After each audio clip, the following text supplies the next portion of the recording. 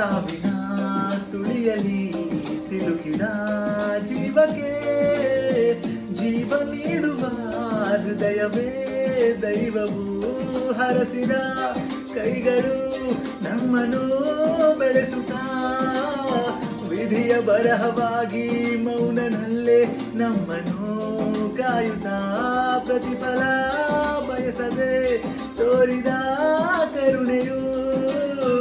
ಮೊದಲು ಮನುಜನೆಂಬ ಸಾರ್ಥಕತೆಯ ನೆಮ್ಮದಿ ತರುವುದು ಏನಾಗಲಿ ಮುಂದೆ ಸಾಗು ನೀ ಪ್ರೀತಿಗಾಗಿ ಬದುಕು ಬಾಳಲಿ